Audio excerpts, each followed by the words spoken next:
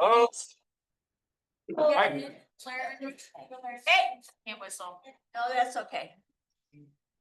All right, I'd like to call to order the regular meeting of the Board of Directors of the Yampa Valley Housing Authority, July 10th.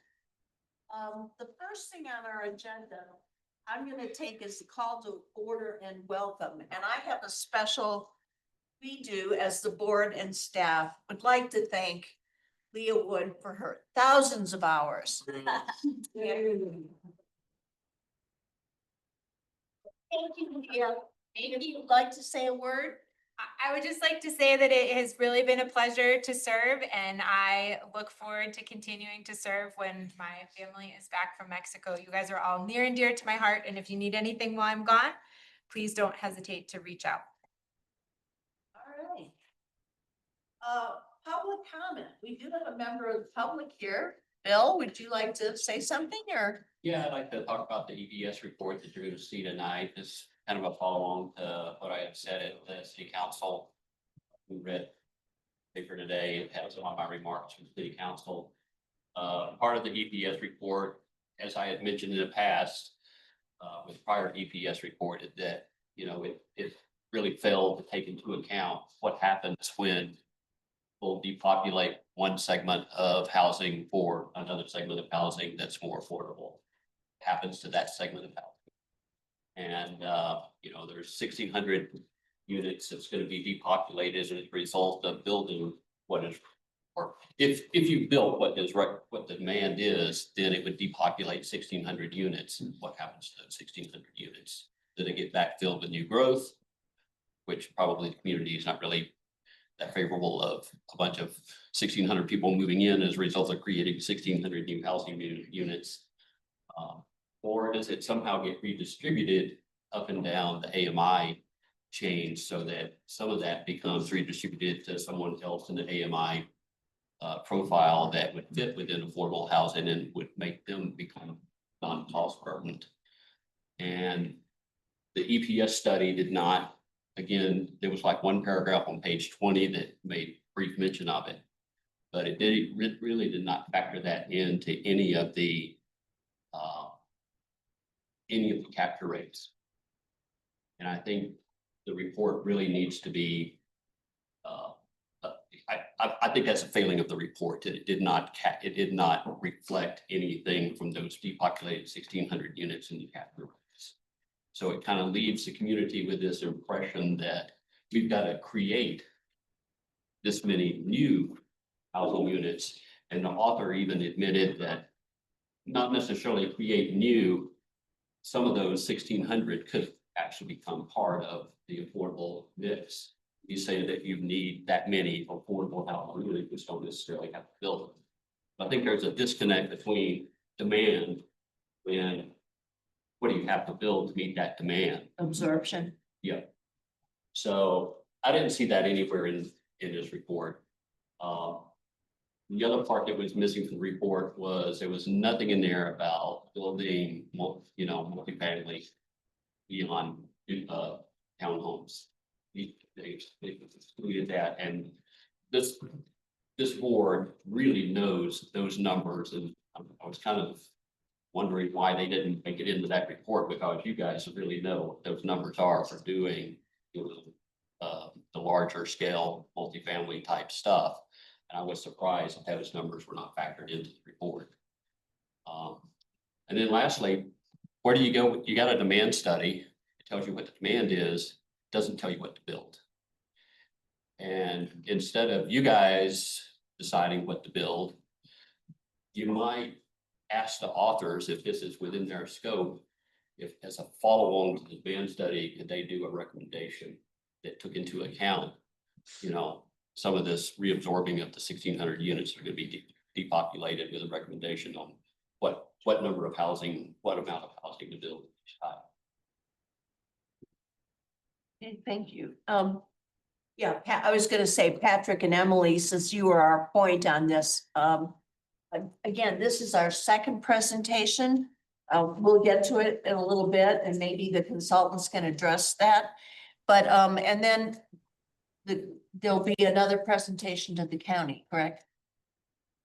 don't the, Maybe. oh, maybe. Yes, the commissioners are gonna review the study, Uh-huh. and then reach out. Probably, yes. They just don't know when. All right. We're So- so into budget season and the calendar's already tight, so they're trying to figure out How? how to schedule everything, but they're excited. Patrick, did you want to make a comment? Yeah, I just wanted to respond quickly. I think it's a reasonable point that was raised last night and again today. On the component of the catch-up demand. That specifically relates to households that are cost burdened. And their propensity to move to a more affordable solution. What happens to the unit that they vacate? I think it's a good point, because there's a little more explanation and exploration in the report, and we'll be talking with our consultant this afternoon about that. On the multifamily feasibility, that was really sort of a scope and resources issue. What we specifically wanted to do by looking at single family and multifamily was to, we hear a lot from the community that single family attached and townhomes tend to be the most desirable option. No matter what your income, not surprising, right? We've heard that for a long time. And what we want to do was illustrate the economic challenge, the magnitude of the economic challenge in doing those kinds of products. You're right, multifamily would be the logical path once you realize that those are very difficult to make happen. But we just didn't have the resources to add that to the study at this point. Similarly, the study wasn't really designed to make recommendations.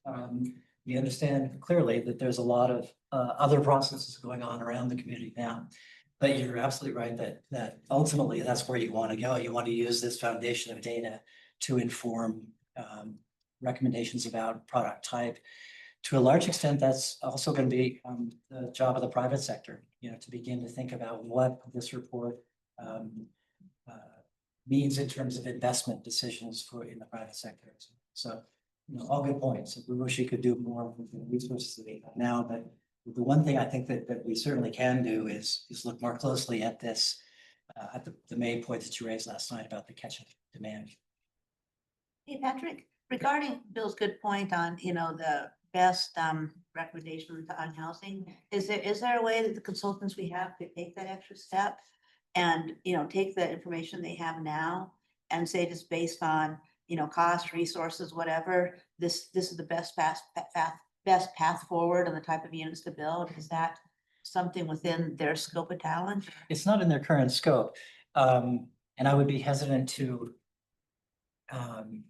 put them in the position without a fuller exposure to the community over the next several months to make a recommendation like that. But I think as I kind of interpret their fundamental recommendations, the problem is serious. Every kind of affordable housing, every approach to producing affordable housing or to making housing more affordable, not necessarily producing new units, is an appropriate part of the strategy going forward. So it's, all of the above, essentially, I think is their recommendation now. As it gets to specific sites or specific policies, then I think it's fair to have them weigh in. Yeah, but we don't have that in the current scope. Thank I mean, I'd just like to add, I thought, I'd like to keep this public comment and then we'll go to board comments. If that's okay. yeah. Okay. Do we have any other public comment online, Elliot? No. Okay. No. All right, then if we want to continue this, I mean, one of the things I noticed in the minutes was Bill Pass was identified as a board member last time, not under public comment. So take a peek. Okay, so let's try to, let's see. You've been elevated. Welcome.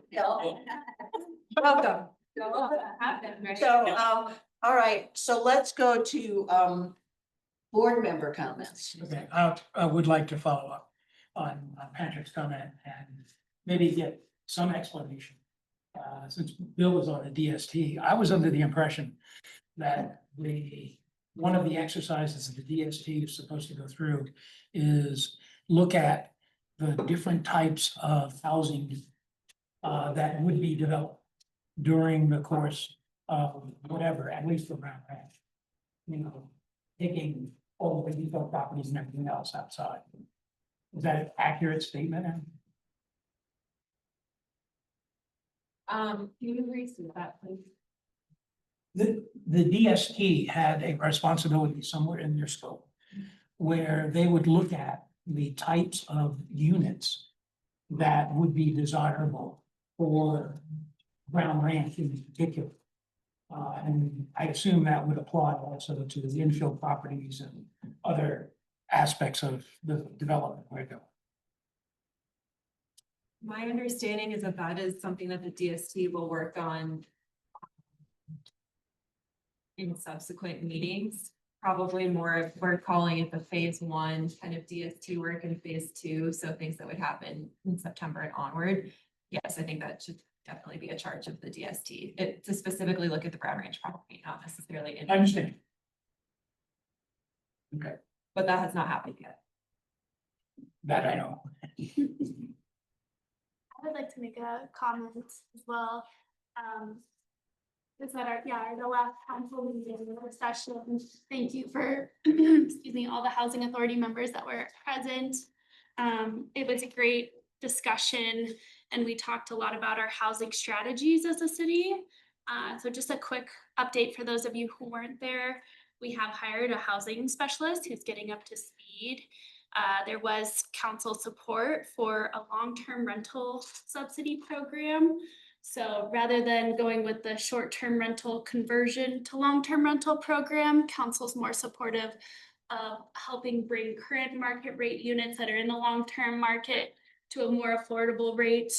And the reason behind that really quick is just because supporting the short-term rental conversion program right now might be challenging in the current landscape that we're operating in with short-term rental enforcement and other things that are happening that we need to clarify communications onto the public before adding more kind of complex aspects to the short-term rental world. So that's hopefully gonna start taking place maybe later this year or early next year. We are also looking at inclusionary zoning. There's a current feasibility study taking place, and we discussed how that funding from that program might potentially support emergency rental assistance, which is something council really wants to support, but we can't support with short-term rental funds at this time due to the ballot language, you know, really operating under the notion of creating new affordable housing rather than supporting what's currently there. And then we are also continuing with kind of like a rolling, I don't know if we're gonna call it this, rolling RFP for short-term rental funds, but really just having an open door policy for any kind of development in the community that wants to come forward and request short-term rental funding to bring units online as quickly as possible that will have affordability requirements. And so within that, that's supported through the city's housing subcommittee, as well as the ad hoc advisory committee. Thank you, Emily, for your service on that, and hoping to potentially make that ad hoc committee more of a permanent standing committee to help with allocating the short-term rental funds moving forward. So yeah, open to talking about this offline as well, but just wanted to give a brief update. Thank you. Any other? Yes, Leah. I just wanted to make a couple of comments. The first is that I would like to thank Mark Halverson for the above and beyond work that he's been doing on the Mid-Valley project. We are all a very hardworking board, but he has stepped in an incredible capacity to support staff in understanding very detailed cost line items on Mid-Valley. And I just wanted to publicly say that I very much appreciate his efforts. And I also wanted to say that I appreciate Emily and Elliot for stepping in on a very challenging project that we had hoped would be a little bit more buttoned up when Jason left. And you guys have risen to the challenge. And I really appreciate all of the work that you guys are doing on the Mid-Valley project and the negotiations. And I want you to know that the board is seeing this and appreciating what was an unexpected extra effort. So thank you both. And thank you, Mark. Thank you. Any other any other board comment? Yes, Jim. In addition to Leah, I would like to recognize Councilor McKinley, who, since we last met, has announced that she will not be seeking another term on city council. First of all, thank you for your time and your dedication to both this board and to the larger community. Keep asking the questions because you ask great questions. Ask questions of this board, ask questions of city council going forward. Your voice needs to continue to be heard. Thank you. Secondly, I would also like to bring to the board's attention our challenge for this month. It'll be a twofold challenge. It'll be, obviously, we're going to talk more about it today, but the housing market and demand study. Really get into that if you haven't already. We'll learn more about it today. This is an opportunity for you to learn and then share with your coworkers, your colleagues, your friends, your acquaintances, whoever it might. This is an important study that has a lot of depth and a lot of meaning to it. So try to get out there, try to get into the report, and then try to share as much of it as you can in your circle of influence. The second one is the Cottonwoods homeownership pre-screening form. Kudos go to Lala and to Araceli for doing a bang-up job on that. And again, that's another thing that familiarize yourself with, and then again, talk to the people in your circle of influence. John will be sending out some information, a cheat sheet, if you will, kind of condense it down a little bit. That'll help you get to the salient points, if you will. So that's all I got. Thank you. Yes. Just a quick county update. We are working on amendments to the Unified Development Code and we'll be voting on those amendments at the end of July.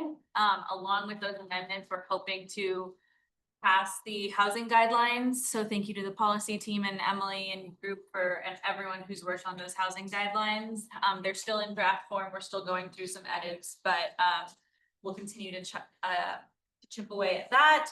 And then a little bit of a South Route update. South Route has hired a housing innovation manager. He started a couple weeks ago. His name is Drew Blanchard. His goal is to establish a South Route housing authority in the next 2 years. It's partially grant funded, his role, and then partially funded by the town of Oak Creek, the town of Yampa, and Routt County.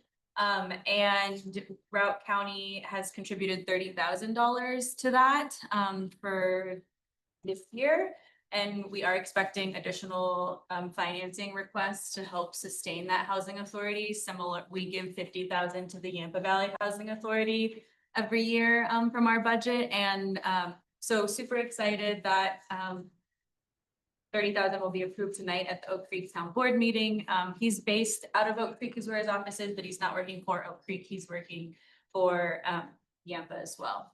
So let me know if you have any questions. He's definitely eager to connect with the housing authority once he's a little more settled. Thank you. And also, are you guys also looking at that's helping fund the Hayden Housing Authority? We gave almost $2,000 in ARPA funds to the Hayden Housing Authority for the Gorman project, Right. with the assumption that that would be the county's contribution for a while, for a few years at least. We're not past that yet, so potentially they will also ask for a recurring donation, but those ARPA funds are used for the Gorman project. Right. Yep. 2,000? 200. I heard 2,000. Yeah, I heard Okay, but No, it's not exactly 200,000, but it was close. Thanks for the correction. no, I think I was. In between We just 2 and we just 200. threw him 2,000 bucks. It's like, Oh, no, 200. So you really leverage those funds though. Okay, Great correction. any other, yes, Mark? I've had a couple of calls about the maintenance of our property. And I went out and looked at them yesterday. And so this is not for discussion today, but I want to make note of them. The Anglers property has been abandoned in terms of maintaining the exterior of the property. It is it's pretty disgusting, actually. The Gorman property is green, looks good. And the next property, the very first property, the house is modestly being taken care of. I mean, at least there's some green there, it needs to be mowed. It needs help, but it hasn't been abandoned like the Anglers property. So I don't know what we can do long-term. I'm not attempting to discuss it today, but I want to make note of it. Thank you for going out to visit. The property management team will be meeting this week, so we'll take that up, although this is unfortunately an ongoing issue with properties that the YVHA has developed but does not have control over the property. And it just looks bad for the housing authority. I do not disagree. And I've been to the property meeting discussion, but at what point will we want to exercise our legal? Remember. When OPG applied for funds from CHAP to LIHTC, they have certain quality and certain, amenities at our properties that they are not fulfilling. At what point are we going to submit a formal complaint to CHAP or someone and, exercise our contractual rights on this? I received your email and it was going to be an agenda item for the property management team meeting, which happens, next Wednesday. And we have spoken to CHAPA and CHAPA does not have anything on their record from their inspections that those properties are not in compliance. Okay, but I think we certainly, that property management discussion. Understood, but we sort of started the discussion by opening it up and speaking to CHAPA to understand if they had anything that they thought was amiss, because they do come out and visit the properties. And there was nothing in their records. So we would need to, if we decided to go down that path, that would have to come from us. And I certainly, as one board member, are 100% ready for it. I think that we've had they've made commitments to our residents that they haven't fulfilled. And someone's got to burden that for them, so. Well, I look forward to a report maybe next meeting from the property management. Yes, we're happy to talk about it. And we also are going to talk about, but I think this is moved to the August meeting, a discussion about OPG and trying to maybe move into an asset management role again on those deals. Right? That's moved to August. Yes. Yeah. So I think all of this is good conversation to have in conjunction with potentially entertaining and discussing that arrangement. So thank you, Mark, and thank you, Catherine. All right, any other board comments? All right, then we'll move to the consent agenda. Hopefully everyone's had a chance to review the consent agenda. And typically what we do is take a motion with a second, and is anyone like to pull an item on the consent agenda? I think we should pull the June 12th meeting minutes for the reason that you spoke of earlier, which is that I'm looking at those minutes there and I see Bill Pass, a member of the DST. yes, but it's speaking on his own. the heading, the issue is the heading, Sarah. So in the heading should be, it says. Oh, in just that regards it's to under public public comment, comment instead there of. was no public comment. So we just need to move that paragraph from. Yeah, it's just board in the member wrong comment. heading. Got it. Yes, it's in the wrong heading. And that was the issue that I had noticed about it. And that's what I had. Yes. Thank you. Yeah, okay, I misunderstood what the problem was, I get it. Yeah. All right, can I entertain a motion to approve the consent agenda as modified, item A, and subject to, as presented, B, C, and D? Motion to approve. Second? Second.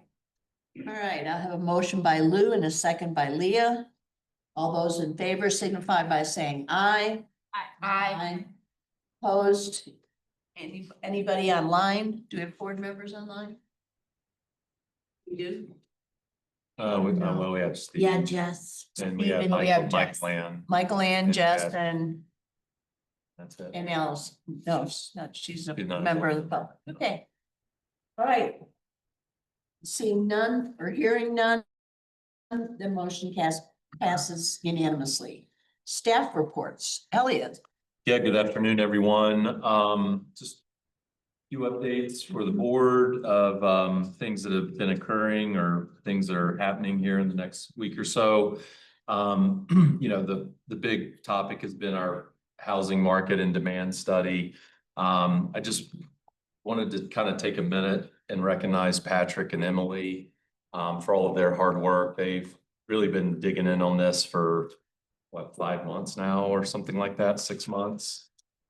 Between working through the questionnaire, compiling all the data, working with EPS, rereading the final draft several times, providing edits. So they have lots of time and hours into this. So I just wanted to take a minute and recognize all their efforts in getting this out. And it, you know, I think it's a really great document that will inform how things move forward here for a few years to come in Routt County and Steamboat. So thank you both. I wanted to also kind of notify everyone the Brown Ranch DST stuff is kicking off again. There's been a little bit of a lull here in the last 6 weeks, but there's an inquiry team meeting this evening. It's the topic is finance tools for affordable housing. Kim Weber is one of the panelists, the city finance manager, as well as Eric Clore, who works for Lowe Enterprises. So we've partnered with Lowe in the past. This starts at 5 o'clock and actually goes till 7 tonight to allow some additional time. Just curious, do you know if those are gonna be recorded, and if so, where can people find the recording? That I do not know. It's kind of on the AHD stuff. Would be, yeah, yes. And our webpage too. Or do we just link to it? That's a John. Yeah, we link to the Engage Steamboat site. Thank you. Sorry to interrupt. I need to watch via Zoom, right? Yes. So in my board update, there's a Zoom link, and then I also provided a Zoom link in my board of directors update from Thursday. That'll take you to that inquiry team meeting this evening. There's another inquiry team meeting coming up next week on July 17th. And that one has our very own Emily Katzman as a panelist, along with Jason Dietz and JJ Folsom, who works for Community Builders. We have our actual DST stewardship team meeting on July 22nd from 3:30 to 7. And that one is at Olympian Hall for anyone that wants to show up and observe what's happening with the DST and the discussions there. And then the next day, July 23rd, from 5:30 to 7:30, there's a community workshop that's at the Steamboat Community Center. And that one is open to the whole public and everyone in the communities if you want to get the word out on that one as well. This next item, we have been spending a lot of time internally on this. It's our ADA compliance and our communication compliance. You'll notice our board agenda, our team agendas, our team minutes will all be formatted differently moving forward. As of July 1st, 2025, we're now required as a government entity to essentially be in compliance with the ADA. So that relates to people with vision impairment, people that have certain disabilities that need assistance like reading documents. And so kind of spearheading this for us has been Sarah. She's been doing a ton of work getting all of our previous board minutes, team meeting minutes, agendas in compliance going back to July 1st, 2024. So I wanted to kind of recognize her for all of her hard work on that. I know she's been spending a lot of hours. In addition, John and Araceli have been assisting her and helping her with that as well. So thank all you guys. And so, you know, we're kind of chipping away at it a little bit at a time. There's also like a log that we're keeping in the event that someone says, well, you're not in compliance. That log is kind of our safety net, if you will, demonstrating that we are working towards compliance. And so we probably still have several more weeks on this to get the last year of minutes and agendas and things kind of updated. But just wanted to make everyone aware that this is a pretty big undertaking that the team has been working on. And so if you could just bear with us while we get everything compliant. On that. Yes. So it's a bigger undertaking than Elliot is making out to be. I'm trying to make it a big deal because it is. You're not, it's a huge, it's Yeah, a lot. The it state is. passed this law that required this mandate for all government and government entities to do this and provided no funding, no training, no technology for local governments to actually comply with this. It's costing the county, it's gonna eventually cost us like $500,000 probably. We're sitting right at 210,000 budgeted for this year, more for next year. It's just a huge undertaking, and so thank you guys. Yeah. I also want to add, I heard at the CML conference 2 weeks ago that many government bodies are just Shutting down getting their rid of websites. records. And so it's like this exodus of information and history that's happening right now, which is really sad because of the cost and time associated with converting these. There are like some county governments that are just like turning off web pages. They're like, we can't pay for this, so we're just turning off these websites, which is horrible for the public to be able to find information. So it is a really big deal, and thank you. Yeah. Yeah, I mean, it is a big deal, and it's very tedious, time-consuming work. And the other person I should recognize is Blair. He's been kind of instrumental in helping us get our website updated, providing us with templates that we're using that are ADA compliant, Excel, PowerPoint, Word document templates. So yeah, it is a huge thing. So yeah, just wanted to acknowledge that and the work that the team's doing on that. Earlier this week, we rolled out our Cottonwoods pre-qualification form. I think there's been a lot of good kind of interest in that. Just to that point, I'll turn it over to Alyssa since the form's gone live and let her provide some information and statistics on people who've been engaging with the form and filling it out. Yeah, so on Monday, we sent it to everyone that had completed our prior prospective buyer forms, about 260 people. And then we launched it live to the public, did a press release on Tuesday. We've had over 100 people apply. Only 10% of those have been deemed ineligible. Some of those we've been able to move into the eligible component, even though they fall below the AMI, their assets are above. So lots of people looking to downsize. So we've got multiple people looking to sell single family homes to move into the Cottonwoods. We're kind of doing, and I'll start adding this report to the staff report after Elliot every month, just for you to review. We've got the occupations that we're collecting. The ranges of incomes are anywhere from 55,000 to 160,000. So I think we're finally seeing what we've been missing of that larger income piece that we didn't have before. 50% are single households.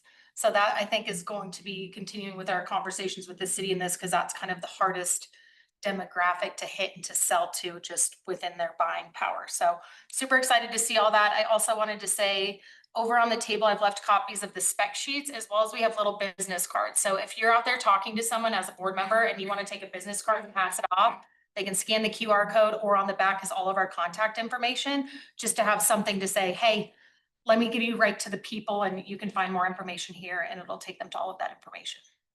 And Lala, just really quick, I know we've talked about this in a number of ways, but if somebody were to sell their home for like $1.2 million, let's say, would they be qualified? Because it's not based on how much money they have in the bank, it's how much income they're. Correct. There is not an asset test. We didn't want to penalize people that have been saving for the opportunity for home ownership, especially when it's been so out of reach for a lot of our workforce. So we had made that adjustment for this project. Elliot, and I know that we're gonna be discussing as a board the house prices in August. But when are we scheduled, or do we have a schedule to go before city council? and talk to them about asking for that additional SDR funds to lower the prices or? Yeah, so Plan for that. we had a meeting on Monday with Dakota and Steve and Tom and Brad. And so right now tentatively, we're talking about August 5th to go back. And some of that is tied into the conversation we're having later about the Cottonwoods and the operating agreement. That'll inform kind of some of those decisions and timeframes around reapproaching the city. Perfect. And then also circling back to the meeting tonight on financing, is like Emily, or you or staff going to be there as part of the panel or any questions for that inquiry meeting or I will be there tonight. is there any, okay. I was gonna listen in, but or be online, but I wasn't gonna be there in person. What's online? Yeah, okay, perfect. Yeah, I know, I was just curious because of all the people who have done the most financing locally for affordable housing. Emily, so that's why I just wondered why the panel did not include a member of the Housing Authority.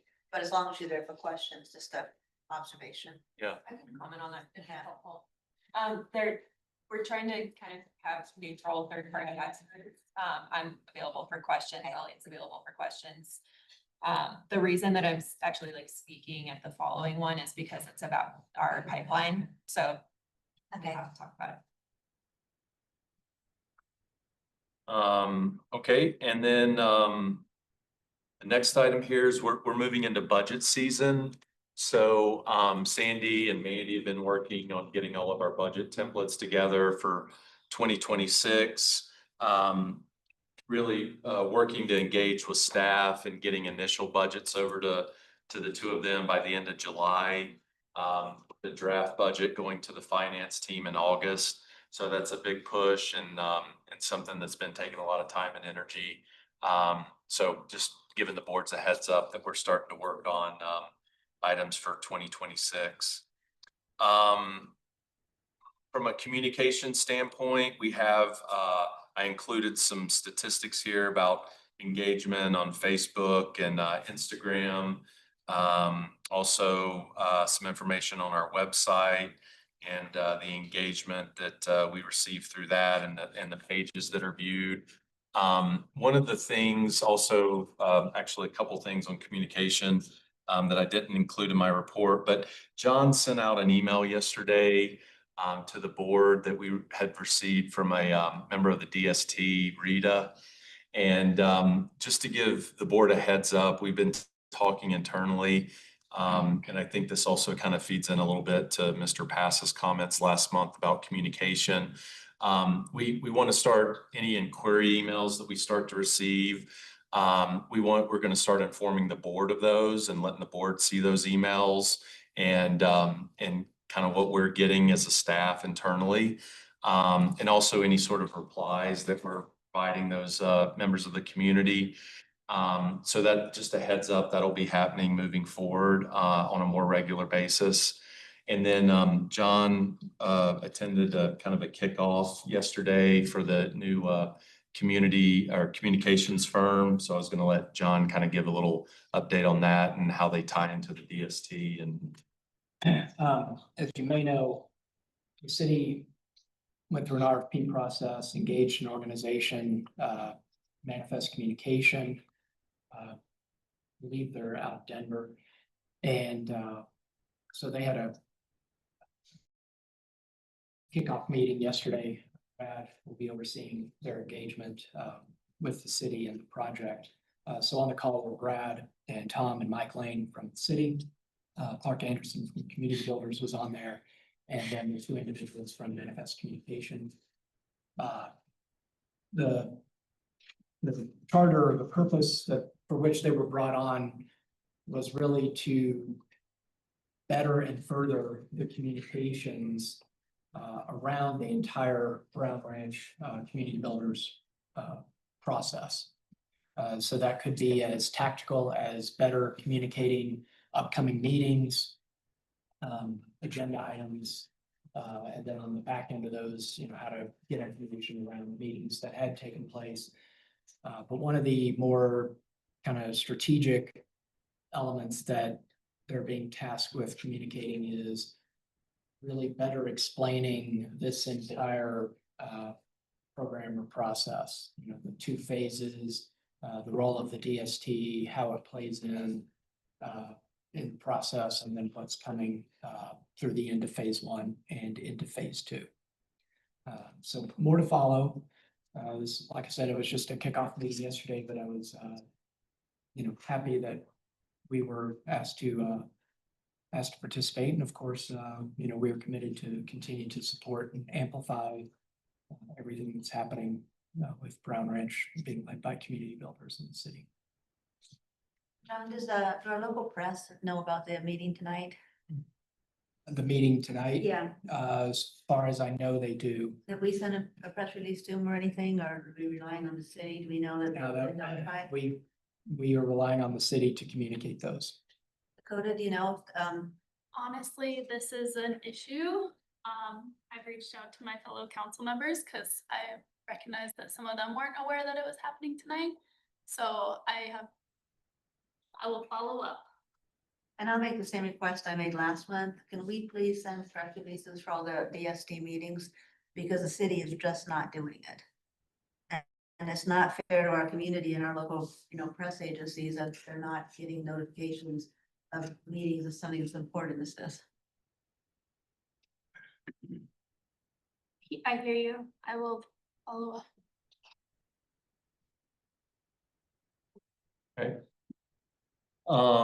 And then just the last thing around communication, we're also going to start posting the Zoom videos of our board meetings on our website.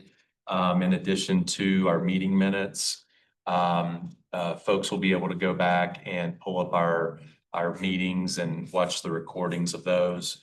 So that'll be something that'll be rolling out here over the next couple weeks. So just giving the board a heads up on that as well.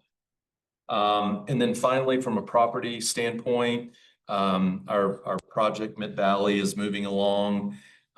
We have had a little hiccup with the lightning strike that occurred last week. Last I heard, we're kind of up to about $260,000 of damage from that.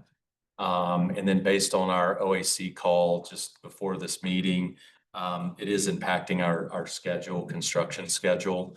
And so Houseman's working pretty diligently to try to, work with subs and contractors to make up this time. But essentially, they're rewiring the entire 4th and 5th floor of Cottonwoods just to ensure that there's no sort of compromised electrical wire or electrical gear that would in turn would present an issue down the road. So that's kind of what's happening there.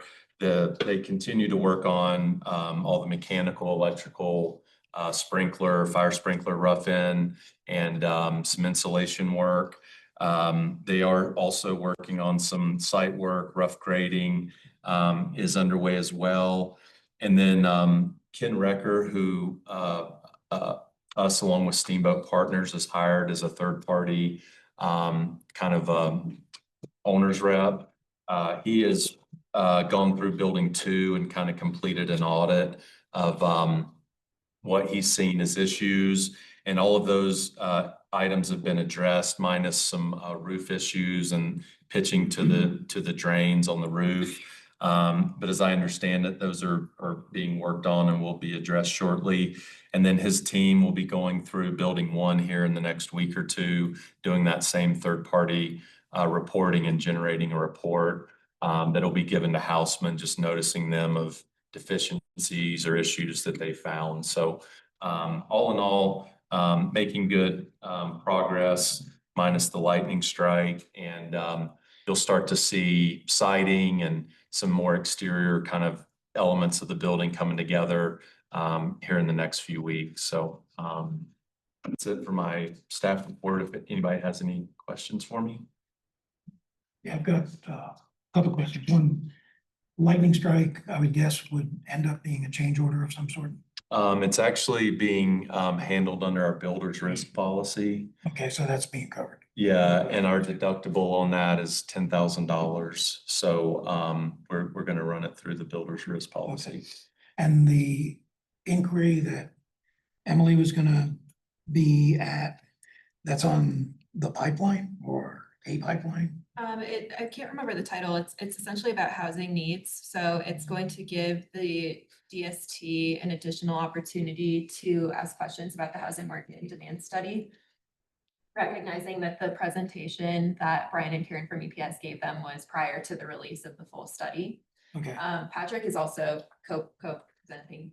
okay, So it's going to be that, but also we're responding directly to DST requests to have a presentation on YVHA's development pipeline. So that the DST has a better understanding of the infill development that the organization has done to date, and then also what we're working on going forward.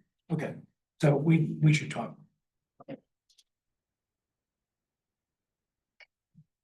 Yes.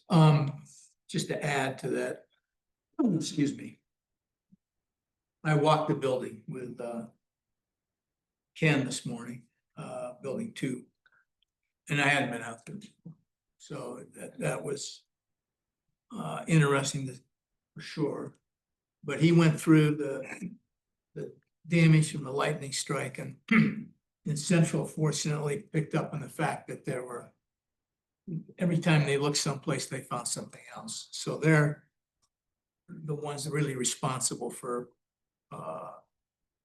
deciding to replace all the electric. I mean, they're taking it all out, putting in all new. I'm gonna as well recommend that on the fire sprinkler system, there were a number of seals that were fried during that strike, and they repaired some of those, but given that some were bad, then it looks like a latent defect waiting to leak. So I'm gonna recommend that they replace all the seals on those 2 floors. And then while I was walking around with Ken, we went out on the 3rd floor deck on the corner where there used going to be an exercise area. And I just say that the application of the membrane and the insulation underneath it was less than professional, and they're gonna be replacing that. Fortunately, it's the roofer that screwed up his own work, so I'm gonna, Ken's gonna voice my opinion that it has to be replaced, and I'm suspecting the same thing on the other building. Okay. But it looked good. I don't, I'm sure it's slowing them down a little bit, but it's not slowing them down that much. They got plenty of things to do in there. So I'll listen to Ken on that. I would like to bring up, in talking with Ken, he's used a company that he uses on custom houses, where they come in and they video the entire inside of the building at this stage, pre-drywall, and document that and record it, and that video ties actually to the drawings. It's a pretty sophisticated system. The cost of that is Ken got an estimate. It's $15,000 a building. I think under any circumstance, I mean, if we were budgeting this and saying we're going to build a building, I would positively put that. It's not in there today. We're going to talk about costs later today. But I think I think it's well worth the money at the end of the day. And particularly given this lightning strike, that if other things start showing up later, this is incredible documentation to have. Yep. He brought that up with me yesterday when I was on site. I really think we should do it. Okay. We dried in windows and limit. I would say no. Okay. Yeah.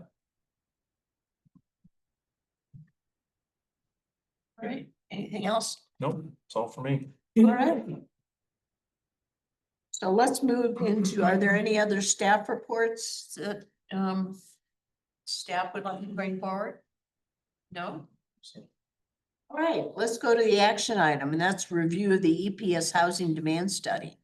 We've allocated 60 minutes, and the other evening, the EPS took about 20-25. And so let's hope they're as efficient and that this group can then save their questions for at the end of the presentation.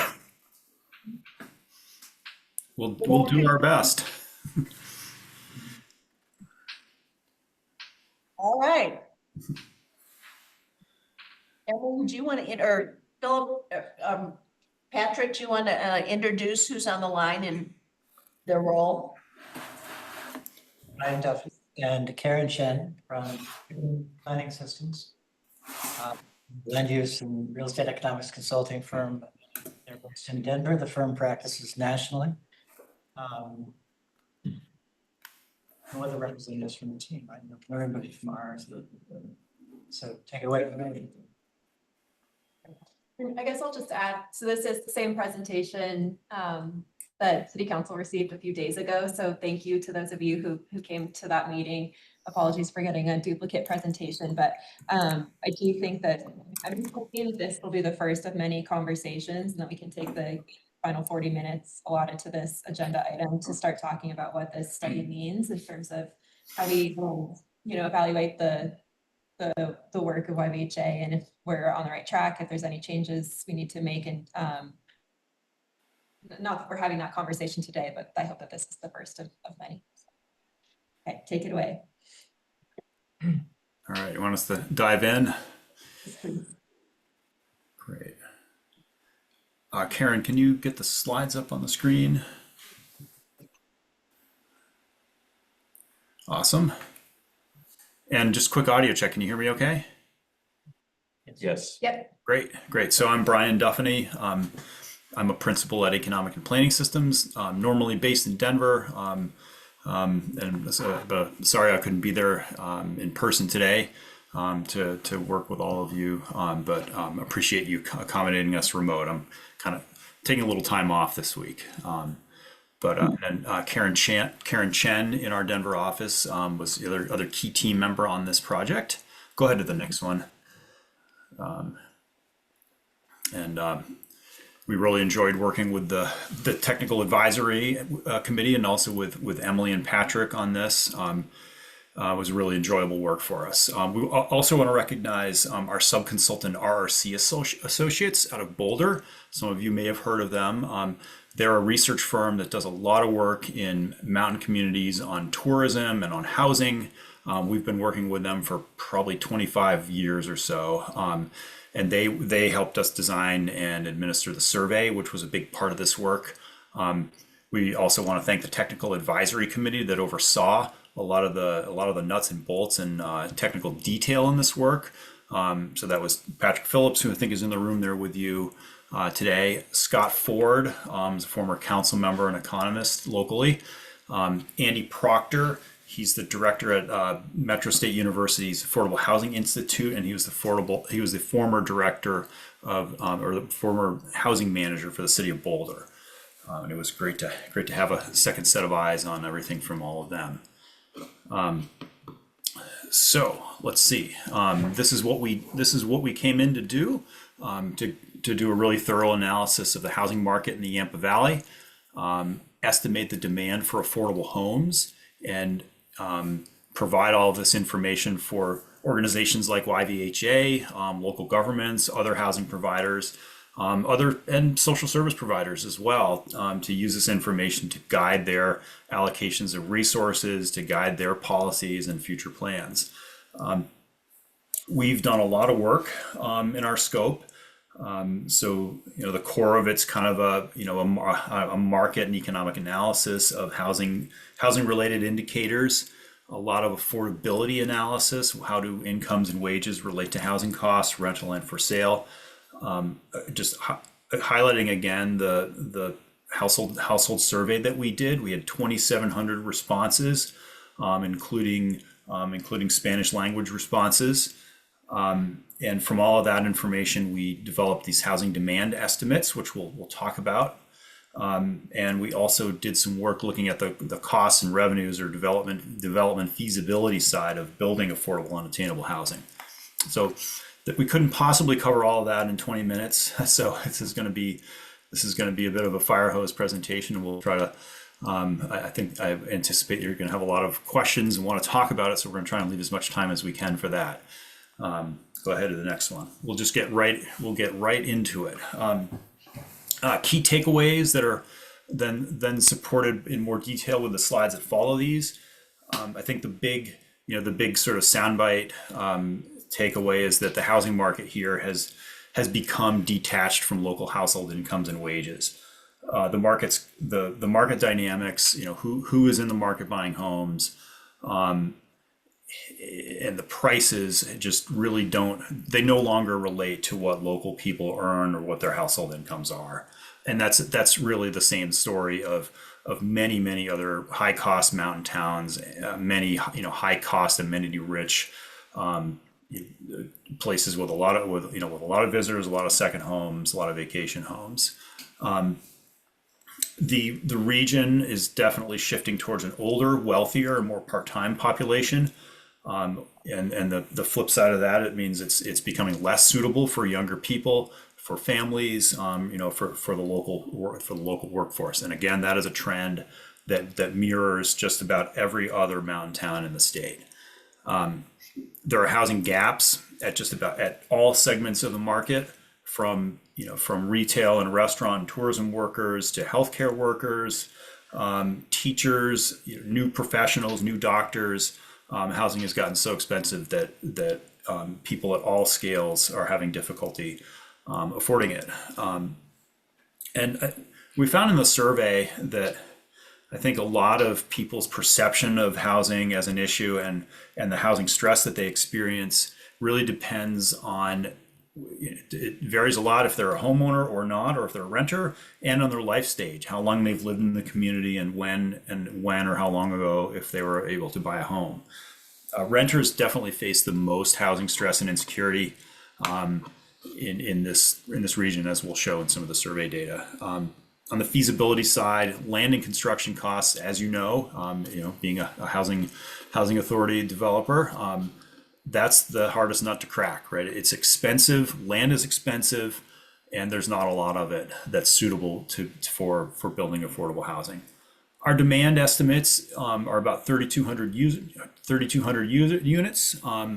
And when you look at housing preferences and where people want to live, one of the highest ranked preferences is close to jobs. And so by extension, that means in and immediately around Steamboat Springs, because that's the largest employment center in the region.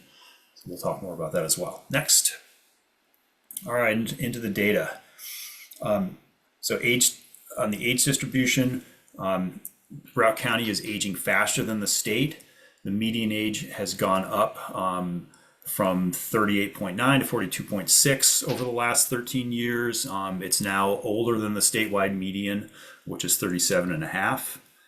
Next.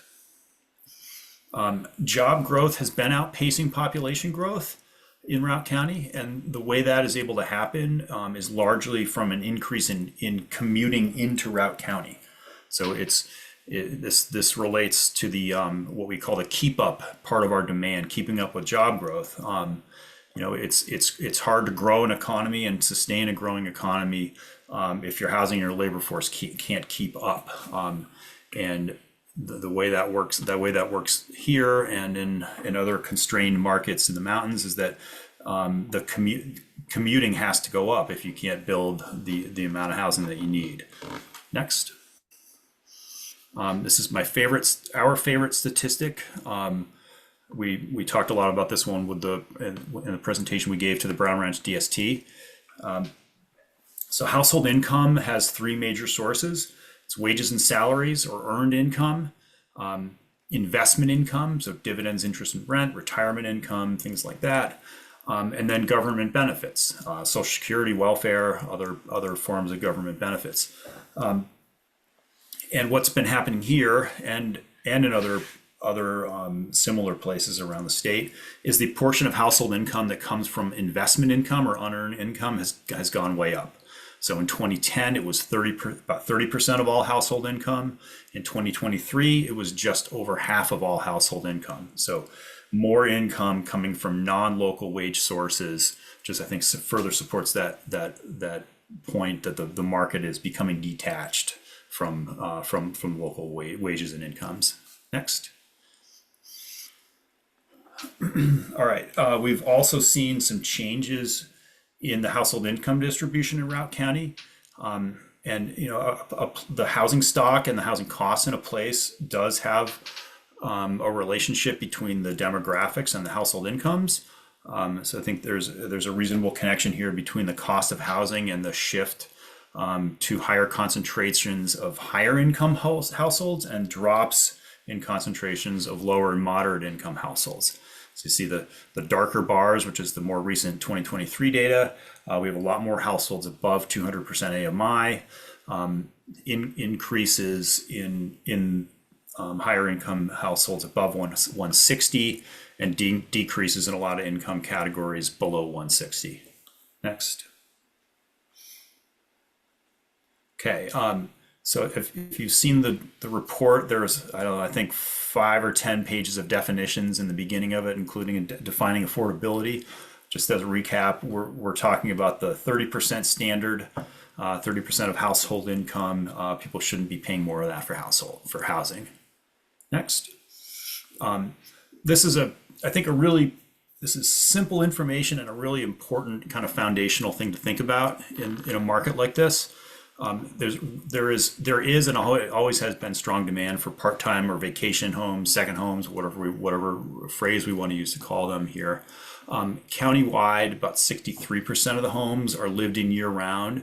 So flipping that, 37% of those roughly are part-time or vacation homes. In Steamboat, as you would expect, they're more concentrated. So about 43% are part-time or vacation homes, and about 57% are homes that are lived in year-round. So this is important because people that are buying second homes or vacation homes, they're basically setting market prices. You know, they have the wealth, the income to be able to afford a second or third residence, and they can therefore outcompete many local buyers on price. And I think one of the real estate reports this year from the group cited like 50% or so of all sales in 2024 were cash transactions, right? So that's a very hard market to compete with as a local buyer, and it also supports the policy that any affordable and attainable housing you build needs to have some permanent affordability restrictions, deed restrictions, and there are 100 different ways to structure those, but they need to have some way to maintain permanent affordability, or the risk is that you're building affordable and attainable second homes. Median home prices, I'll make the same bad joke I made in city council. Unless you've been living under a rock, this wouldn't be news to you, right? A lot of these arrows are going up really fast. Steamboat Springs had prices increase over 20% per year on average since 2019. That's just really, really strong appreciation. So 1.3 million median price in Steamboat. I think countywide from our analysis is about 1.1 million. Really high. That's sort of a very difficult fact that we have to work with here. Next. So when you look at looking at median prices doesn't tell the whole story. You might think, well, surely there's some supply that's lower cost, and there is some, just less and less compared to 2019. So the lighter yellow is this is the sales price distribution. So 2019 is the lighter yellow, and the darker brownish orange is 2024 data. So in 2019, there were many, many more sales below 500,000 and far fewer above 2 million. And that's completely flipped in the 2024 data. So in the 2024 data, countywide, most of the sales were above 2 million. And there were, you can just see the numbers. There are far fewer at all other price ranges below that. So next. The next step we did to that data was we took each home sale, and you can back calculate what income you would need to afford to purchase it. And then you can express that income as a percentage of AMI. And so what we found with that analysis is nearly 3/4 of the homes sold in 2024 were only affordable to people who earn more than 200% of AMI or $200,000 a year. I mean, this is just a really, I think, clear picture of the affordability challenges in the for sale market right here. If I had one chart to show, it would be this one right here. So next. And of course, that translates to big gaps in affordability between what people can afford to purchase using a 30% standard and what the median home prices are. So if you're a 2-person household earning 100% of AMI, just shy of $100,000 in 2024 AMI numbers, so you could afford about $360,000 purchase price, you'd still need another $780,000 or more just to afford the median price countywide. Next. Rental rates. Rental data is harder to get. It's not collected as comprehensively and as systematically as real estate sales are by the MLS or by county assessors. So this is the information here is from our household survey, and also us just doing market research and looking at buildings, market rate and affordable buildings in the area. So from the household survey, overall, renters are paying on average about $2,100 a month in rent. And obviously the properties that are affiliated, affordable properties affiliated with YVHA have significantly lower rents, about $1,500 a month on average. And in the survey, we learned that a lot of homeowners have lower mortgage payments than what many people are paying with current rental rates. Next.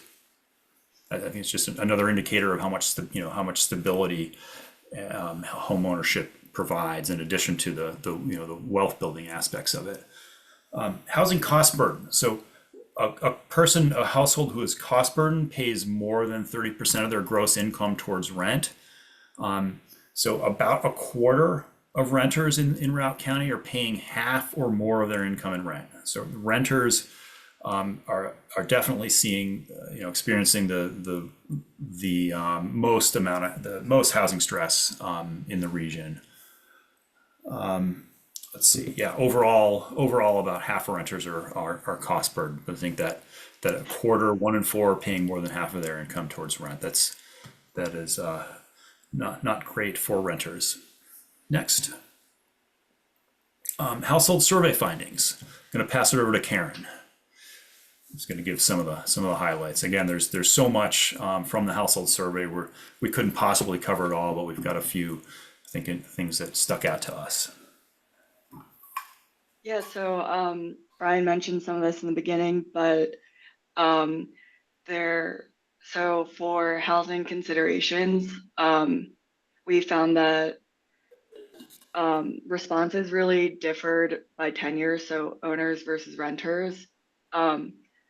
Overall, when asked what are the most important factors when looking for a place to live, the top 3 were cost, proximity to work, and pet friendliness. And these were the top 3 responses for renters. So like these more practical considerations. And but on the other hand, owners were more likely to value more like lifestyle and quality of life factors, like access to amenities, having a yard, and community character, and also housing type, so single family detached versus a condo or a townhome. It's worth noting too that those housing preferences of cost, location to jobs, and pets those are pretty tight. Those come up in those orders pretty frequently. We've done other household surveys like this in other mountain towns, and those are the three most popular choices for priorities. And then housing security and life stage, like Brian mentioned earlier, survey findings really showed different trends depending on tenure, as well as how long someone's been in the region and their life stage. So we sliced the data and looked at differences between segments like new owners who moved to the region recently, longtime owners who have been in the area for over 20 years, and then also young renters. So when it comes to housing security, we found that overall about 40% of renters in the county feel pretty insecure about their ability to stay in their current housing moving into the future. And owners pretty consistently were much less likely to feel this way. For median housing costs, longtime owners had lower housing costs that are pretty similar to young renters. So the median was about 1,600. And yeah, these lower housing costs for young renters are probably due to living with roommates or renting a bedroom in someone's house. And then we also asked questions about housing perceptions. So overall, around half of renters feel that the availability of housing in the region is the most critical problem. And owners, especially longtime owners, were less likely to feel this way. And then we also slice responses by Hispanic and Latino respondents and people that answered the survey in Spanish. So this segment really showed a lot more housing related and economic stress. So things like larger average household sizes paired with smaller housing. Also more jobs per household and longer commutes, and high levels of housing cost burden, so over 50%. And then they're also more likely to live in denser housing types like apartments and condos and mobile homes, and much higher percentage of family households. All right, now into the housing demand numbers. So we're gonna have a little bit of math coming up. Go ahead to the next one. So this graphic just kind of lays out the two major components of how we did this.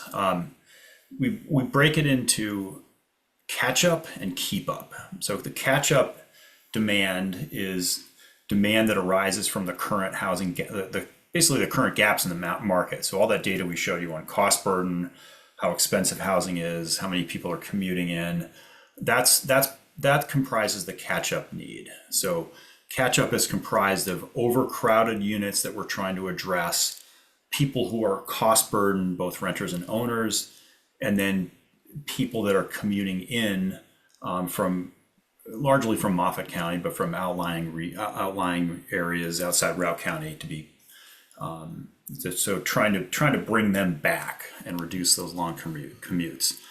The keep up is simply building enough housing to keep up with the labor force demand created from job growth. And so there's a series of steps that we go through to convert job growth into new households, and we'll walk you through that. So next. All right, so let's talk about the catch up first. It breaks out to about 70% catch up, 30% keep up in the totals. So on the catch up, it's about 2,100 units total. We take, there's the ACS probably underreported 138 overcrowded units in Routt County. We took half of those, just sort of making an assumption that maybe half the people in those might move into something more affordable if they had the option. Then on cost burden renters and owners, we used our survey data. We asked several questions around people's interest in moving out of their current housing if something more affordable was available to them. And for renters, we arrived at an estimate of about 66% of those people would do that. And for owners, we chopped that in half and recognize that, if someone has been able to buy a home, that's a big investment. And, it's just a much more complicated decision for them. They may feel that their incomes can grow, that they're going to grow into their mortgage payment over time. Sale commissions and moving costs eat into your equity. So we assume that fewer of them would actually move into something more affordable. And then on the incommuters, from our survey data, we've estimated that about 28% of the people that commute into Routt County would move back closer to their job if the opportunity was there to move into something they could afford.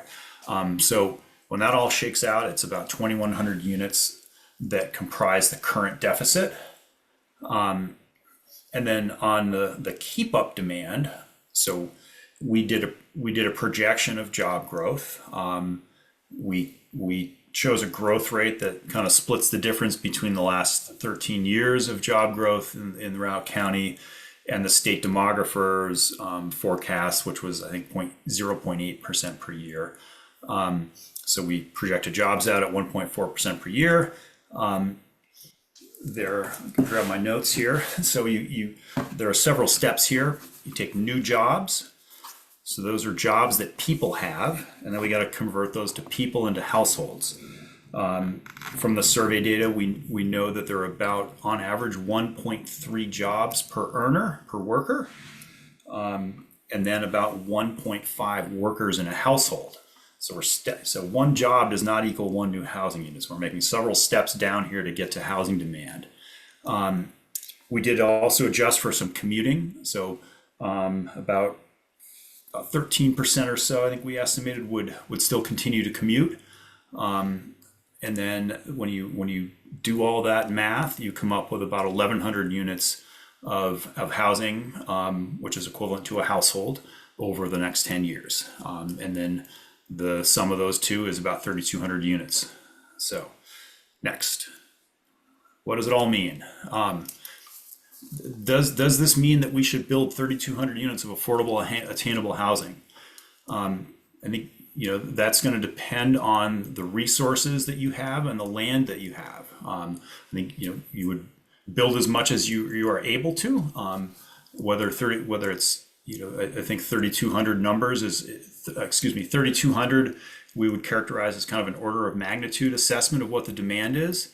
And what we want to, I think, emphasize is just that, that the the catch-up component really, it shows how mismatched the market is with the housing needs of current residents, and that the private market is unlikely to meet that. Putting it into a little more context is that no community that we're aware of is ever able to meet 100% of the need. They just don't have the money, and they don't have the land to do it. It's expensive. It's difficult. And then where's housing needed most? When you go back to the survey data that Karen showed, being close to employment, being close to your job, having a shorter commute is a really highly ranked housing preference. And if you just extend that logic out, most of the jobs are in and around immediately around Steamboat. So that implies that many people would prefer to live in or immediately around Steamboat Springs. If you were to put it in more outlying areas, then you're not really solving the commuting problem, which then translates into additional traffic accidents, lower quality of life as people are spending more time commuting. plus the environmental impacts of additional vehicle traffic and safety as well. So this is the last one. Other considerations and caveats. So this is not a market study.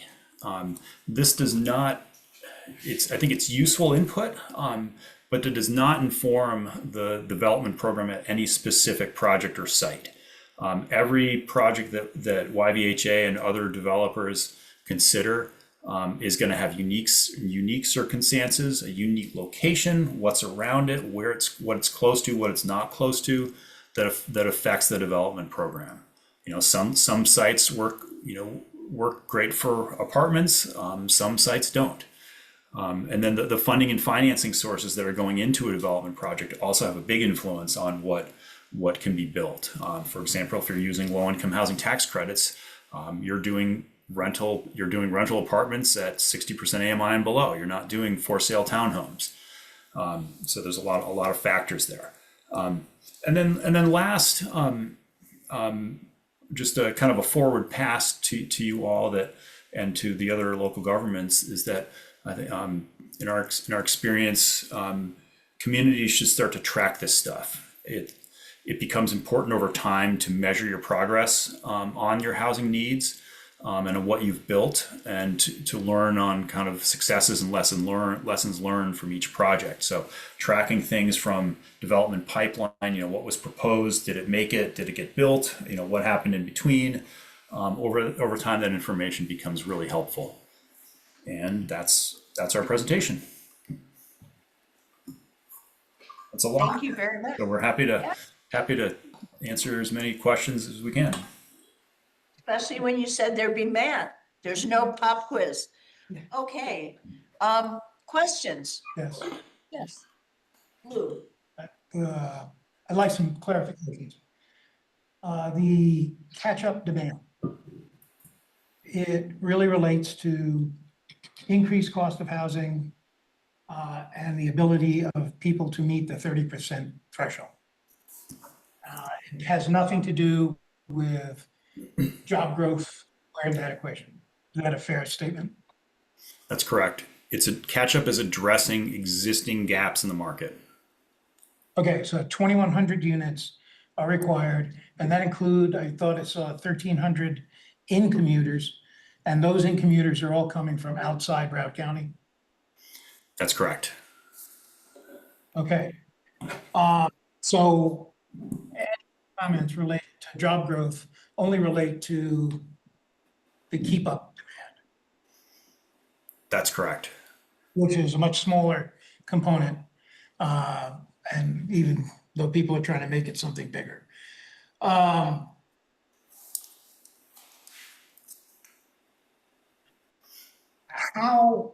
comfortable are you with the in commuting values?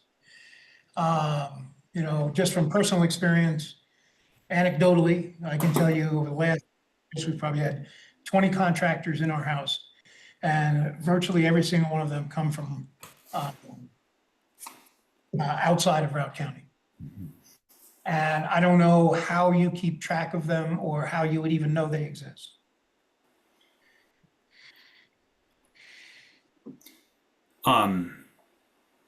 So on commuting, we're using, not everybody is picked up in data, but we're using the best information that we can get. We've looked at, this gets into the weeds a little bit on economic data sources, but we've looked at several years of what's called the census transportation planning package data, and also a data set called the local employer household dynamics data. And hey, Karen, would you mind put that slide back up? That's got the catch up and keep up. I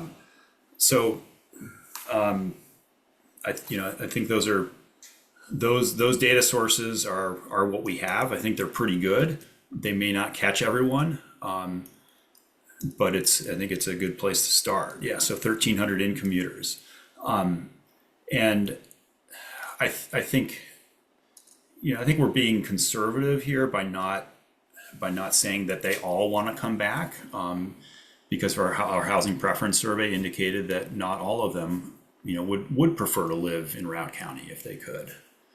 So it's not sure if I've answered that, if I've answered your question. So feel free to ask it again. The best available data is used. I'm also curious, I know you responded to a letter that was sent to City Council. I thought you did a good job with that. Essentially, and this is again for clarification, the database that you used is more reflective of the jobs and job growth than the database that was quoted in the letter to City Council. Is that a fair statement? That's correct. That's correct. And we fully acknowledge forecasting demand is hard, right? I'll say the same thing I told City Council. If I could forecast markets with precision, I wouldn't be doing this anymore, right? I'd be independently wealthy and retired. But what we've done is created a model that shows the relationship between job growth and housing demand. And I think that, for the community, the key takeaway of that is it's difficult and painful, I think, to sustain and grow the economy if the housing doesn't keep up, because the relief valve is more in commuting, and there really isn't that much of a relief valve here. Craig and Eastern Moffat County are sort of the only viable commuting option from outside Routt County. We did not pick up a lot of commuting information from West Grand County, Kremling area. So it's, if jobs grow faster, you need more housing. If they don't grow as fast, you don't need as much. So I think that's the takeaway, is that those two things are linked, jobs and housing. And that would be the last question or clarification I'd like. Is it possible for us to do a sensitivity analysis, and maybe Patrick can comment on that, on the keep up growth in terms of what impacts different job growth rates have on the actual keep up demand? I don't know if I understand your question entirely, Lou. Looking at one of the concerns here is, if we've established that 2,000 units are catch up, period, end of story, has nothing to do with job growth. The keep up demand relies on job growth rates. Is there a sensitivity analysis that would help us determine what impacts job growth rates actually have on that value? Is it 1,000? Is it 1,300? Is it 2,000? I don't know. The critical factor here, assumption, 1.4% annual job growth rate. And that was supported by Brian and his team by looking at the data set that Lou asked about, and the capture rate here on the various segments. So the question I think Lou's asking is, what's the impact if we use a higher or lower job growth rate? Right? It's easily done, and it's probably. One thing I'll say about job growth in general is it's also important to note the type of job growth that this county is seeing. This county is seeing more job growth in low-paying jobs. So service industry jobs. So that's also going to skew what people can afford and the type of housing. We're not seeing a lot of job growth in high-paying jobs. So that's just a really interesting factor that I think we need to be aware of, is like, we can't just lump all job growth together, that all these new jobs are gonna, people are gonna be able to afford X, Y, Z. We're seeing a larger job growth in low income jobs, and a lot of that is more second homeowners. There's more housekeeping services and cleaning services. There's more of these things that are service industry to match that second homeowner, part-time resident, versus the full-time year-round high-paying jobs that we could have here. So type of job growth is important. I think that's a great point. And I think, Brian, correct me if I'm wrong, but the distribution of new jobs by type is held constant in this analysis, correct? That And is we correct. identified this disconnect Mhm. between the jobs and housing costs. And I think holding it constant is the right way to do it for this type of study, but just something for us to be aware of is it's not a constant, right? I have a question on this slide as well. I'm just curious how you were able to capture the overcrowded units. Was that purely survey results? That's the American Community Survey. That's census data. Yeah. And, you know, I do not know better or worse. I mean, that may be an underreported number. You know, there's research out there that indicates that, you know, underrepresented and under-resourced people are typically underrepresented or undercounted in census data. So, you know, 138 overcrowded homes in Routt County doesn't seem like a lot.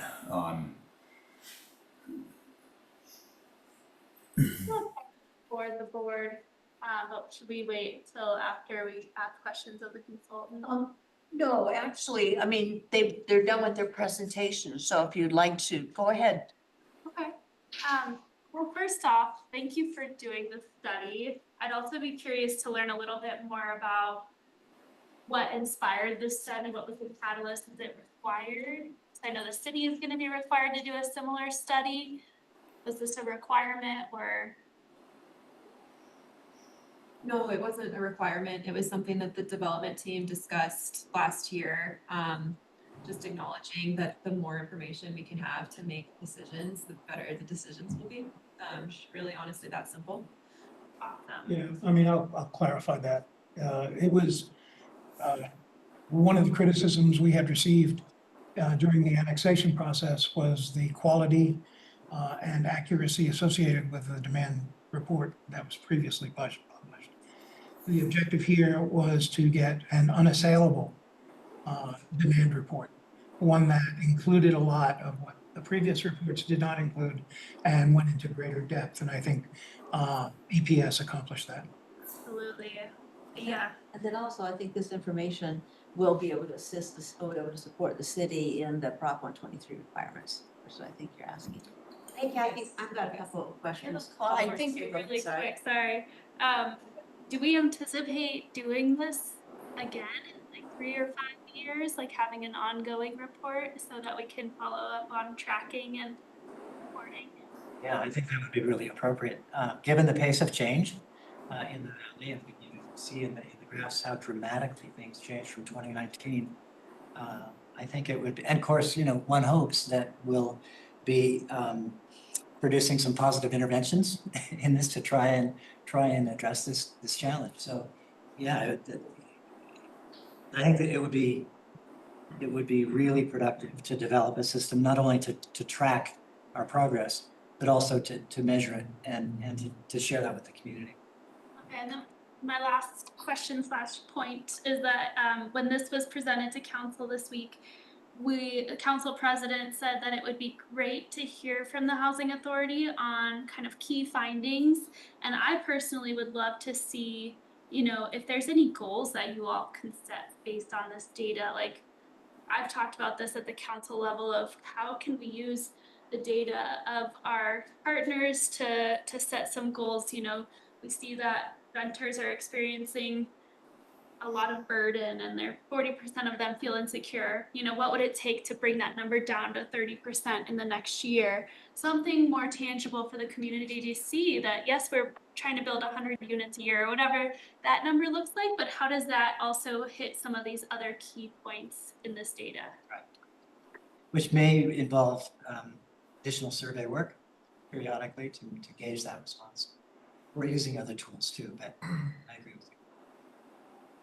I have a suggestion, and thank you for bringing up the request to provide council with key findings. Instead of having everybody go around the room, which would take another hour, not that I just know we have other business we need to get to. What if we, each of us, write a paragraph or bullet points and send it to Elliot so he can collate everything, and then we can review it next meeting and then send something and you could tell them, you could tell the council that we have a process that we are gonna work on, because this group has a point of view that's a lot different than city council. It has a different experience level. And so I think that that might be the best, most efficient way to do it, unless somebody has a better idea. All right, you have homework. First there's math, now Maybe there's I would homework. recommend sending, is Elliot the best person or should it go to Sarah or, someone else? What's, I just Send prefer it with to me, it's staff. fine. Okay. Yeah. and then he can work with Emily to That's good. put it together. All right, Catherine. Thanks. I do have a couple of questions. First, thank you, Patrick and Emily and the team. This is great information. I did read the entire thing and I've got some detailed questions I might just ask Patrick, because I know that I love getting into the numbers and not everyone enjoys that as much as I do. But one question I do have is regarding the increase in our aging population. No big surprise. I've seen that in the voting records trending for the past years. My question is there any differentiation, or can we get this regarding the income or AMI of our 65 and plus? And the reason I say that is that I think we all kind of assume that it's the wealthy people living in, it is. But also just based on statewide demographics, we know that we have a growing number of retirees. And we also know, based on what Angelica said, the majority of our jobs in Steamboat are lower income. So I think, personally, I think that both the county and the city needs to have more intentionality on how our county can support our vulnerable, lower income, older demographics. So is there any way we can differentiate on this growth? Is it mostly wealthy people, or is it, what is the number of lower income retirees that are that 65 and plus? Because that would indicate perhaps a stronger focus on senior housing. So does that question make sense, Patrick and folks? Yeah, Brian, you want to take? Yeah, so shooting from the hip, I think it's both of those trends. But we will look and see if we can pull a little bit out of the survey data to inform that, as well as looking at the ACS. Just caveating a little bit the issue, with the survey data, the narrower you start to query it, the smaller the sample size gets. But we'll see if we can get something informative out of there. But that's a really good point. I think the census data would have that. Yeah. But just a thought. Then my other question, this is both for Mark and for your team, is on the cost projections to build.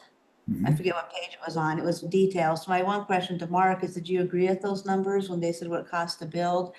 And my second question, closer to my heart, is when you make those cost projections, does that include items such as what I'll call healthy living, such as outdoor space? And the reason I say that is we look at our developments, such as the reserve. I consider it very healthy living. It's got grass area, places for kids to play.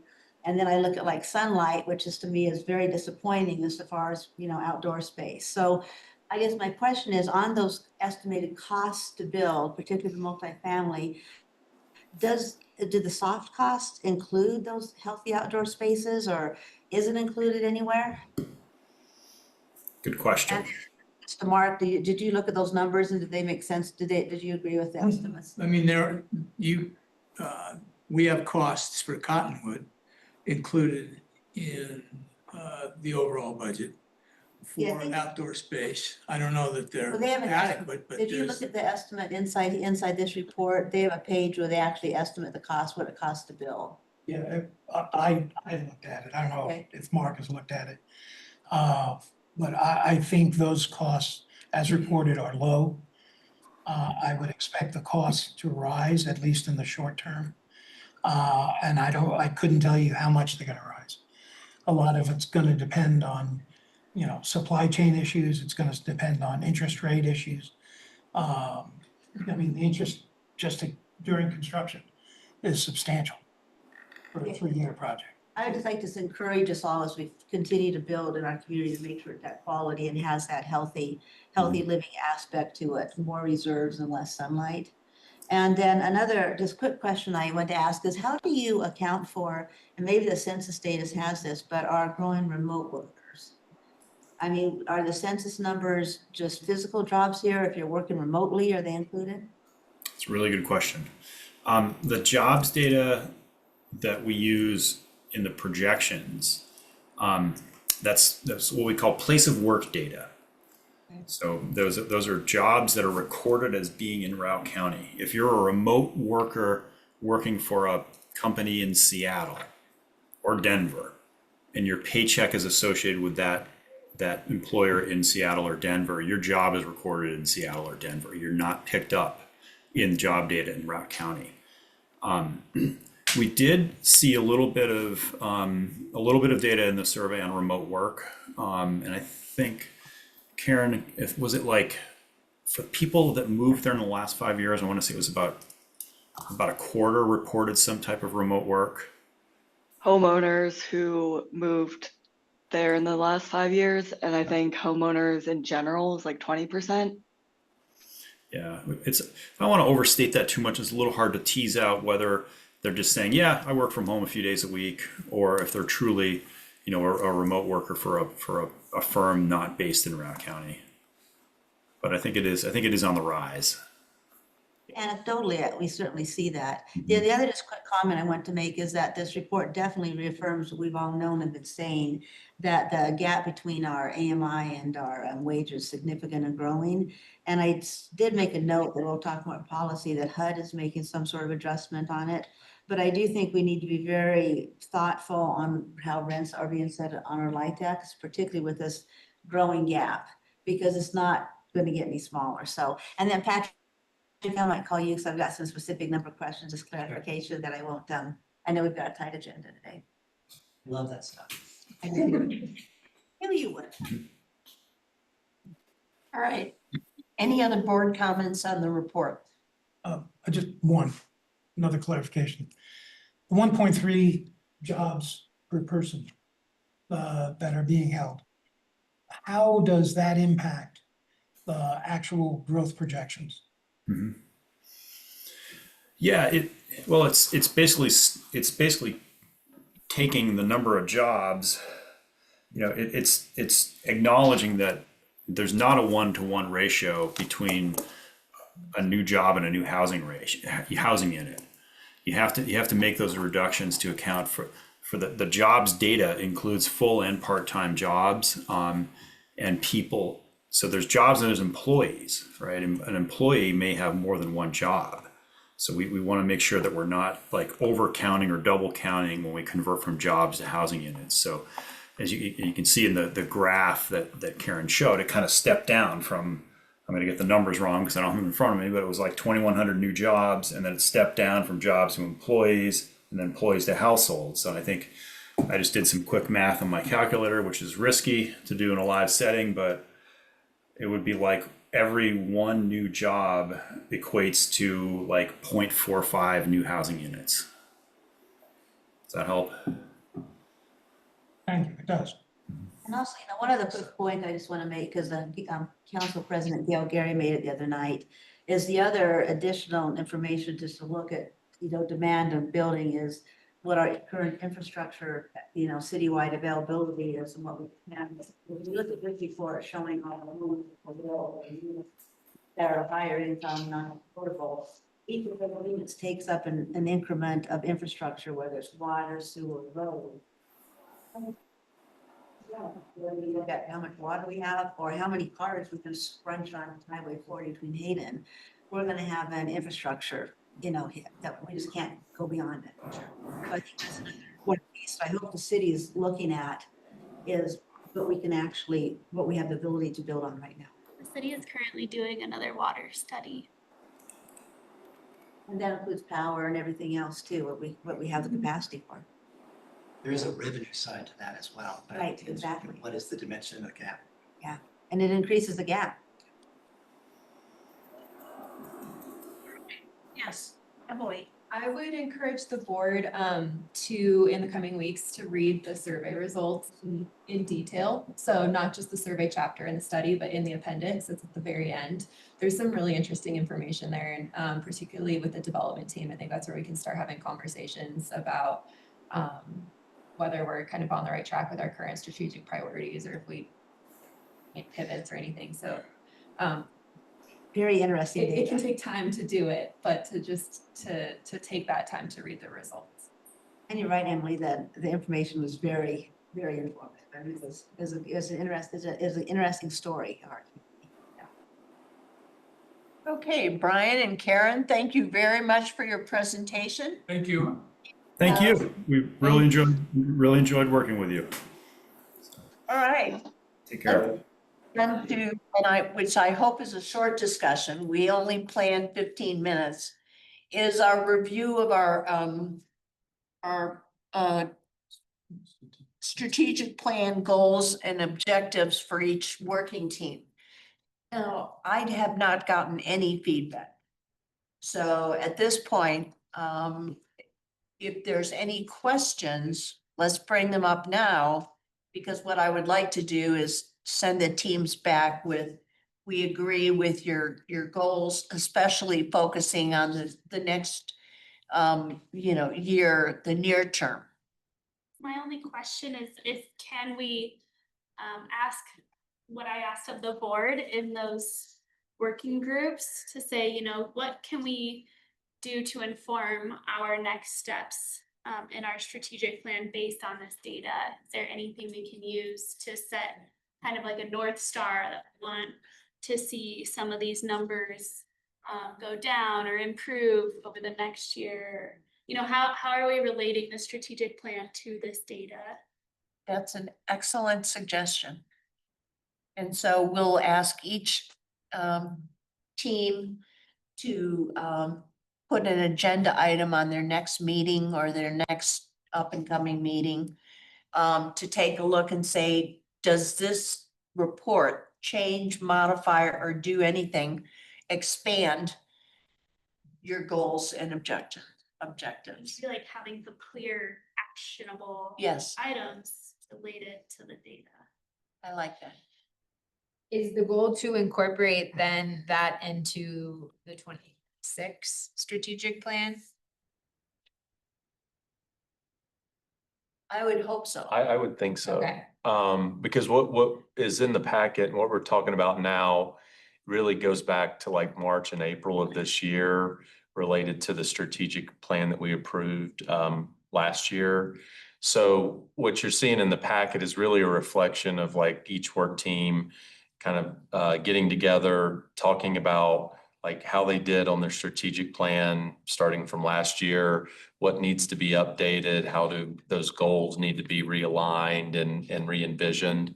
And so with this being so new and some of this work product being a few months old now, I think that's a little bit of a mismatch, but I think it's certainly something that we can look at and incorporate with our revised, strategies and goals moving forward. For 26. 26, yeah. Yeah, and I think we can do little by little, like that task sounds daunting, but just to say like, hey, what's like one goal? What's one thing that we can maybe try to weave in here? Right. All right.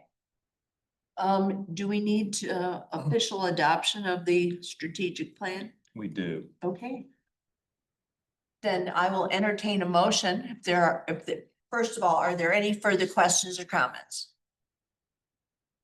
If not, I'll entertain a motion to adopt the strategic plan update. So moved. Second. I have a motion by Leah and a second by Lou. Any further discussion? If not, all those in favor signify by saying aye. Aye. All right, motion passes unanimously. All right, the next item is an executive session. Let me read the disclosure, and then I will entertain motion in a second to go into executive session, if that's the wishes of the board. The executive session to be held in compliance with CRS 246402-4C, determining positions relative to matters that may be subject to negotiation, developing strategy for negotiations, and instructing negotiators, specifically your values are. All right. Do I have a motion to go into executive session? So moved. Second. I'm sorry. Lou? No, who is the motion maker? We have a motion by Mark and a second by Lou. Okay, thank you. All right, if there's any further discussion on the motion. If not, I'll call the question. All those in favor signify by saying aye. Aye. Opposed? Motion carries unanimously. And you need to change tape or That's Sarah, and he will be leaving.